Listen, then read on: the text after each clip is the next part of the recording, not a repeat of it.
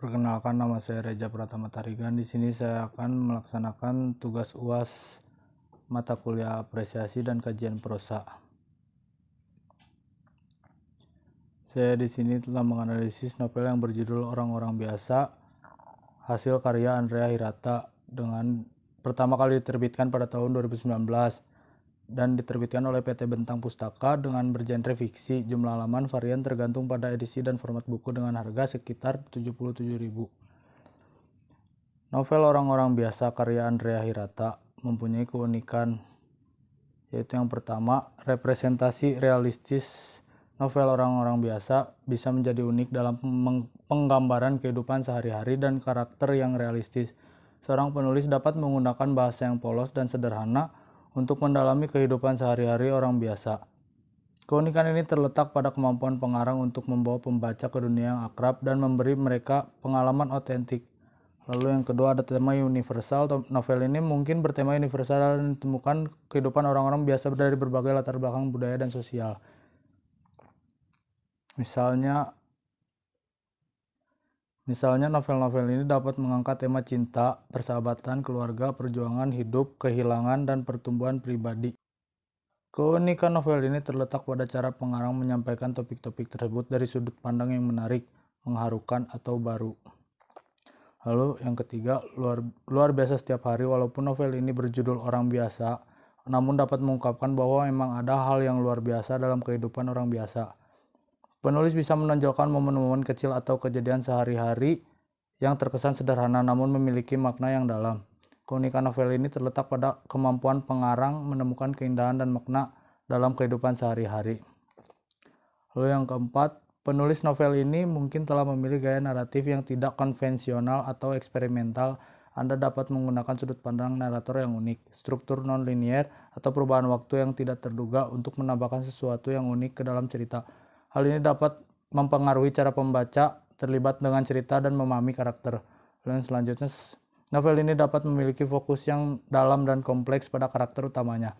Pengarang mampu mengungkap lapisan-lapisan emosional, motivasi, dan jalur perkembangan karakter yang menggugah rasa ingin tahu pembaca. Keunikan novel ini terletak pada kemampuan pengarangnya untuk mengubah tokoh-tokoh yang biasa menjadi manusia yang kompleks, menarik, dan nyata. Saya di sini akan menjelaskan sinopsis novel dari Orang-Orang Biasa. Novel Orang-Orang Biasa menceritakan tentang perampokan di Kota Belantik. Kota Belantik sendiri merupakan kota yang bisa dibilang naif. Alasannya adalah karena masyarakatnya dikenal ramah dan sopan, meskipun mereka tidak terlalu berpendidikan. Namun, julukan naif itu sirna ketika terjadi perampokan saat pawai kemerdekaan oleh kelompok perampok. Perampok adalah teman-teman yang mengkampanyekan salah satu anaknya untuk diterima di Fakultas Kedokteran di kampus ternama, Ain, Putri Sulung Dinah. Persahabatan yang terdiri dari 10 orang yaitu Salut, Junilah, Nihe, Dinah, Handai, Sobri, Honorun, Rusip, Tohirin, dan Debut. Persahabatan mereka bermula saat mereka duduk di bangku SMA. Saat itu mereka adalah siswa yang dianggap tidak terlalu pintar, sehingga harus ditempatkan di barisan paling belakang. Bahkan beberapa dari mereka tidak lulus SMA karena berulang kali bolos. Meski sudah dewasa, mereka tetap bersatu dalam persahabatan.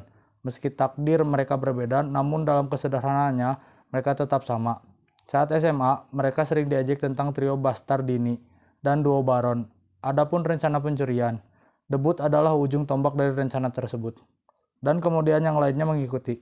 Meskipun pada awalnya dengan keraguan di hati mereka, debutan idealis mengarahkan rencana, dibantu oleh Handai yang memotivasi. Mereka dibagi menjadi 2 tim dan menggunakan kendaraan yang berbeda. Tim yang pertama gagal, sementara tim yang kedua berhasil melakukan perampokan di toko Batu Mulia dan mencuri uang tunai sekitar 18 miliar. Namun aksi tersebut mengungkap fakta baru bahwa dana hasil korupsi disimpan di toko Batu Mulia, sehingga polisi berhasil menangkap tersangka yakni trio bajingan tersebut di tempat lain selama operasi Quartet Mul. Juga ditangkap. Di akhir cerita, Aini Putri Dina melanjutkan pendidikan kedokterannya untuk biaya hukum. Lalu di sini saya akan menjelaskan keunggulan novel. Yang pertama, novel ini mengeksplorasi kehidupan sehari-hari orang biasa dengan cara yang otentik dan realistis. Karakternya mudah diklasifikasikan dan pembaca dapat mengidentifikasinya, membuat cerita tampak lebih dekat dengan kehidupan. Yang kedua, salah satu kekuatan novel Ordinary People adalah kemampuannya membuat pembaca merasa terhubung dengan cerita dan tokoh-tokohnya. Subjek yang digunakan dalam novel seringkali mencerminkan pengalaman umum manusia seperti cinta, persahabatan, kerja keras, kegagalan, dan kesuksesan. Pembaca dapat berempati dengan perjuangan karakter dan terinspirasi oleh mereka. Yang ketiga, meski menceritakan kehidupan orang biasa, novel ini mampu menggambarkan karakter yang kompleks dan mendalam. Mereka memiliki latar belakang, motivasi, dan konflik pribadi yang menarik. Ini menambah dimensi ekstra pada cerita dan melibatkan pembaca secara emosional dalam perjalanan karakter. Lalu yang keempat, novel orang biasa sering mengandung pesan-pesan mendalam tentang kehidupan, pentingnya kebahagiaan, pentingnya menemukan makna dalam kehidupan sehari-hari, dan lain-lain. Melalui ceritanya, novel ini dapat merangsang pembaca untuk merenungkan aspek-aspek penting dalam kehidupannya sendiri.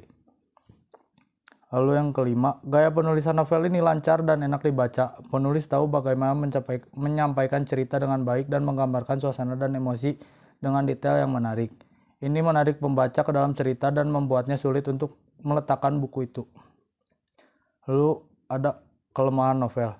Yang pertama, novel bertema orang biasa cenderung memiliki plot yang mudah ditebak atau klise.